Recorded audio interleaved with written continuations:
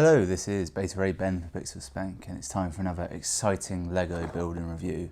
Today I've got the LEGO Marvel Superheroes Black Panther Pursuit. I was distracted, it said Captain America Civil War in one corner. I suddenly thought that was the title, and it was like LEGO Marvel Superheroes, sorry, LEGO colon Marvel Superheroes colon Captain America, possibly another colon Civil War, Black Panther Pursuit, but it's just called Black Panther Pursuit. They're not as dumb as I wanted them to be. So it looks like we get Bucky, Black Panther, Captain America's shield, and then I think the jet that the Black Panther has, the kind of cool stealth jet that's secretly better than everyone else's. Bucky's motorcycle, which I think he steals from someone. And also Captain America's 4x4. I'm not so sure about that, but I don't know, maybe he did have a 4x4 and I don't remember the film.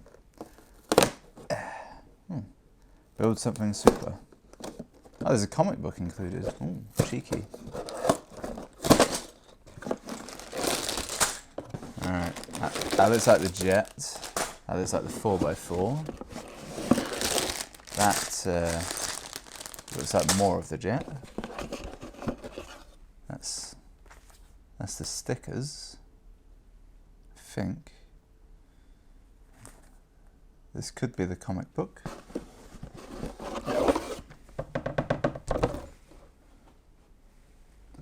I was going to throw that, but I thought better of it for some reason. Alright, yeah, the instructions, good. I feel comic book is a strong term for this. I don't know why, but when it said comic book, I thought it was going to be in the Marvel style as opposed to the Lego style, but yeah, but no, it is Lego style. Yes, very pleasing. Well, it's short and there's no text, which is always a good sign. You put no text in, it means you ain't got to translate it to other languages. That's the trick. Alright, where do we go from here? I mean, we build it. It's not rocket science, is it? Yep, I was right. 3 bags, shouldn't take more than, what, 3 minutes per bag? No, that's 9 minutes. Add in an extra minute for gloating, 10-minute build. That'll be nice and easy.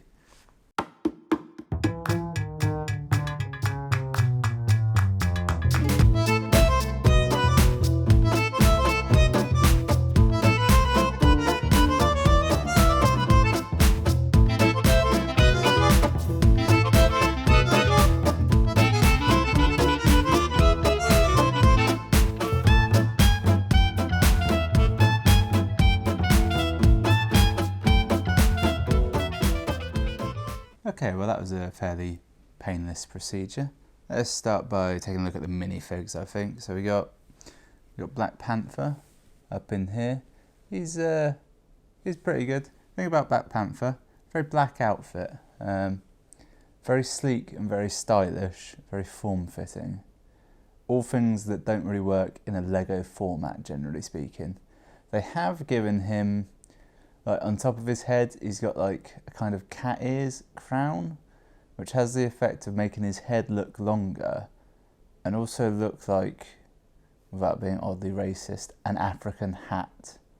I don't know the name of the sort of hat. It's a very, very cylindrical sort of hat. It's got that kind of look to it. I don't know if that was intended, but it's quite pleasing. There's Bucky with his long girlish hair. Yeah, metal arm's actually got quite a lot of detail on it. Looks pretty good. Thank God that didn't fall. And he's got a gun. I don't know if he ever had a kind of big pistol like that in the film. When I think Bucky, I think like small assault rifle type affair, but I don't know. It's apparently impossible to hold on to Bucky for some reason. And then we got Cap himself, who comes with the shield, obviously. His kind of ginger hair in this, not sure about that. And his cool sort of harness. I've actually got a second Captain America minifig here. This one came from the helicarrier, and it's almost exactly the same. In fact, it is the same. It's the entirely same minifig, except for the hair. In Avengers, he had much more stylishly cropped hair. In this one, it's a bit more wild and untamable. So that's the difference. It's also very slightly longer, to the point where it makes me think like I've got the wrong hair on this cap, because it doesn't really look right on him. So there's a little interesting fact from you. That's how you can tell the difference between a helicarrier minifig cap and a Black Panther Pursuit minifig cap. That will never come in useful in life in any way ever. I can accurately predict that. Onto the vehicles, we got Bucky's bike, which was my favourite bit to put together, because I'm not going to take it apart because it seems impossible, but pretty much there were just two bits, the red bit in like the grey frame, and it's like push them together and you got a bike, and then you pop the wheels on and give it a little headlight. The wheels are very pleasing. They're rubberized and they spin like very nicely. Unfortunately, there's no kickstand, so it doesn't stand up ever. You can make Bucky ride it because he's got the world's most painful seat on it, but he doesn't clip in. He's just sort of on it. But you can, if you attach his hand to the handlebar, it actually makes him look like he's in an action pose, like he's riding forward, and he's primed to like either jump off or shoot in general. But it doesn't stand up ever. And it's a fine line between a cool motorbike and a moped. It's just on the right side of that line, but it is close indeed. I'll save the Jet to the end. That's obviously the confusing part of it. Cap's 4x4. You know, when Cap had that 4x4, when he was part of the task force. It says task force all over it. Wait, was this from the start of Civil War, when they were in unnamed African country near Wakanda? Yeah, because I feel like he was on a task force. I don't know. It doesn't matter. It's actually very pleasing. The wheels on this are particularly chunky, rubberized, and they spin really nicely. There's one single moving part on this, which I'll show in a minute. First, I'm going to get Cap in there. It slightly annoys me that you can't attach a shield to his back in any way. I feel like if they'd have done a minifig with just like a indentation on the back, you could clip it in, but I don't know. Too complicated. Can you get him in there? Yeah, you can get Cap in to be in it, but it's not the most comfortable experience for him. Not least of which because his genitals are the only thing that come into anywhere near contact with the steering wheel. There's no like seating area in there.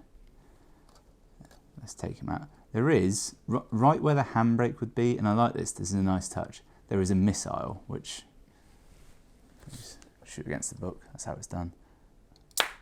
Which has got a bit of force to it. Like, enough that if I'd have shot that out, it would have gone flying. Just slot that back in there. I don't know how Cap brings about peace with said missile, but he's got the option. The bike's the only one that doesn't have any projectiles to it, which is disappointing, because it could easily have had one fitted, because they do these little micro projectiles, which are quite good. I'm disappointed it doesn't, but it's not his bike, is it? He stole it. So why would it have weapons on it randomly? It makes sense now that I've signalled it out. I don't know if they're meant to move or not, but these things here, which are something between doors and wing mirrors, I haven't quite figured it out. They almost look like they're like fold down barriers. These move. Don't know why. And then the windscreen tilts. Yep,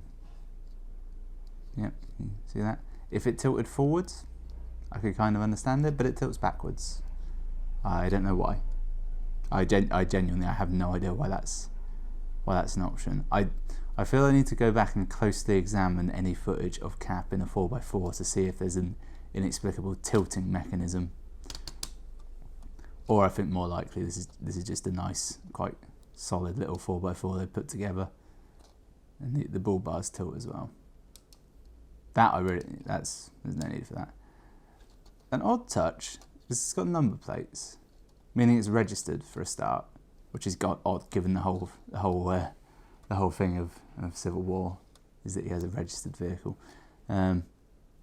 MB11630. That's got to be an Easter egg to something, isn't it? But I don't know what. So there's that. It's very nice though, and it's got a solid feel to it. Like it's not going to fall apart. Now on to the big boy of the set, obviously, the Jet. Not gonna lie, it looks a lot bigger in the pictures. The pictures sort of show it to be roughly twice the length of the car, and it's sort of smaller than that. It should be about that big for that to be the case. There's a lot more green and purple on it than I specifically remember from the film. In the film, I remember it being much more black, but there may have been purple to it. I don't remember any green at all. The canopy, is that a word? I think that's the word. Opens. It's very pleasing. I've actually tried to get him in it. This red bit here, I now want to go back and see stills from the film, and it will point out that there's clearly just a red thing behind his head, and they're like, yep, we got the red thing. There's only one place he can really go in here, and it's there. Moment of truth.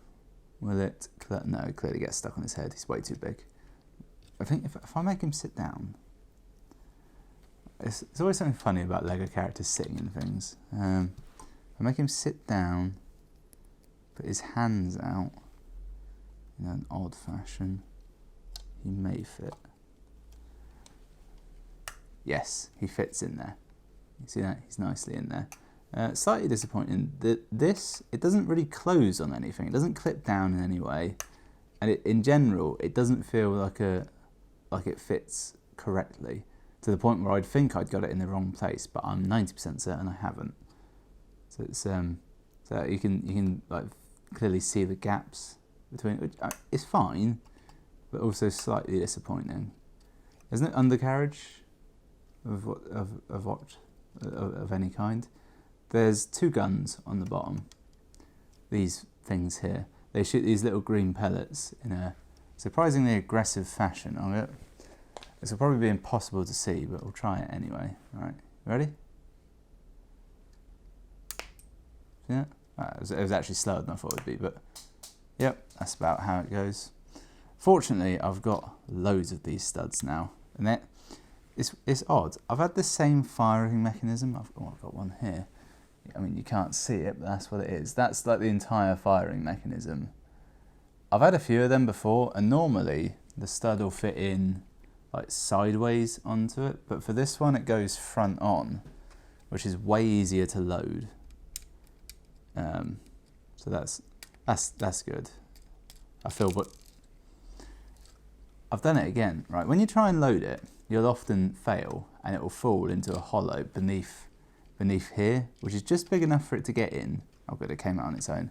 And it normally gets stuck in there and rattles around a lot. Right. I say it's easy to reload. It's not that easy to reload. Maybe it's me. Right, ready?